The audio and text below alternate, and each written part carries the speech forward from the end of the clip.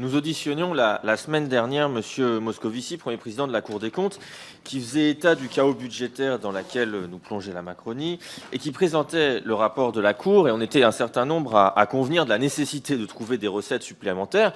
Il notait dans son rapport, dans votre rapport, pour que cet effort ne soit pas contre-productif et ne porte pas préjudice à la croissance et à la cohésion sociale, il doit être crédible, efficace et partagé. Justement, je pense qu'il est question de discuter des modalités du partage. Notre société souffre, et on est nombreux à le constater aujourd'hui, d'une sécession des plus riches, 500 personnes qui possèdent 1228 milliards d'euros, soit plus de 3 fois le budget de l'État, pendant que 9 millions vivent pauvres. Il a été démontré par ce rapport et par les orateurs précédents que cette ultra-concentration des richesses était en bonne partie créée par notre système d'héritage. 7 des 9 Français devenus milliardaires cette année sont des héritiers. Le rapport d'Oxfam montre qu'il y a 160 milliards à aller chercher dans les prochaines années. Ma question est la suivante. Ne pensez-vous pas que la mise en place, par exemple, d'un héritage maximum permettrait de lutter efficacement et contre les inégalités et contre le déficit? Je vous remercie. Madame la Présidente. Effectivement, oui, il faut bien le reconnaître. Une austérité, il y en a, ne vous en déplaise. Et ce n'est pas parce que vous essayez de la dissimuler en présentant des budgets qui sont insincères dans un premier temps avant de venir annuler un certain nombre de crédits qu'il n'y a pas d'austérité, puisque de nouveau en 2023, vous avez fait le choix d'annuler 7,6 milliards d'euros de crédits lors du présent projet de loi, et 5,1 milliards d'euros lors de la loi de finances de fin de gestion. Et vous êtes coutumier du fait, puisque en 2021, c'était 2,3 milliards d'euros qui étaient purement et simplement annulés. Pour 2022, le montant avait quadruplé, 9,8 milliards d'euros. 2023, donc, je l'ai dit, 12,7 milliards. Et nous sommes très inquiets puisque en 2024, en plus des 10 milliards d'annulations par décret, le montant des annulations de crédit en fin d'exercice pourrait atteindre 16,5 milliards, soit 26,5 milliards d'euros de coupe budgétaire. Oui, nous voulons des rapports pour vérifier ce que vous faites, où est-ce que vous annulez précisément et pour que vous puissiez en rendre des comptes, parce que derrière, il y a la vie des Français et nos services publics.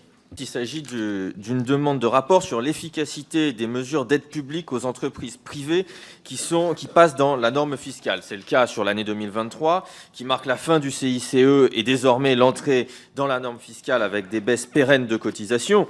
Il s'agit ici de pouvoir documenter les cadeaux faits aux grandes entreprises qui en usent et en abusent, puisque les aides aux entreprises privées ont été multipliées par 20 en l'espace de 40 ans et par 2 en l'espace de 10 ans, ce qui fait une augmentation de 80 milliards d'euros par an pendant le quinquennat d'Emmanuel Macron, au même moment où on nous explique qu'il faut faire toujours plus d'austérité, toujours couper dans les services publics, que les caisses sont vides et que nous n'avons pas d'argent nécessairement, puisque la Macronie s'est attachée à vider l'argent des caisses. Gérald Darmanin reconnaissait lui-même avoir évoqué le chiffre de 140 milliards d'euros par an, et ces chiffres ne cessent d'augmenter. Nous assistons donc peu à peu à l'émergence d'un capitalisme d'un genre nouveau, un capitalisme subventionné, sous perfusion d'aides publiques afin de garantir une profitabilité élevée.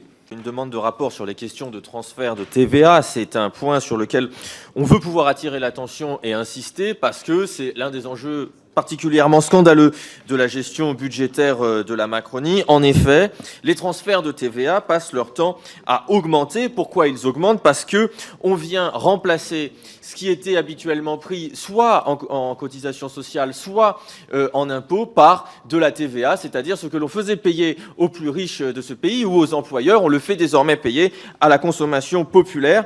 En effet, par exemple, dans le financement de la sécurité sociale, en 2018, nous n'avions que 9 milliards de transfert de TVA, ça passe à 46 milliards en 2019, 57 milliards en 2022, et ça bat de nouveaux records en 2023, à tel point que sur le budget 2023, on a 110 milliards de transferts de TVA vers d'autres comptes, ce qui fait que l'État ne touche plus que 46% de la TVA, c'est-à-dire une minorité des recettes. Ça fait baisser son budget de 6 milliards d'euros et augmente les transferts de 8 milliards. Je vous remercie. C'est intéressant que l'on parle justement de dette et d'inflation, puisque c'est l'objet de ce rapport. Depuis que Emmanuel Macron est au pouvoir, l'encours de la dette indexée sur l'inflation est passé de 207 milliards fin avril 2017 à 262 milliards à ce jour, soit 55 milliards d'euros supplémentaires de dette indexée sur l'inflation. Et mettre des titres de dette indexés sur l'inflation, ça relève nécessairement d'un choix politique.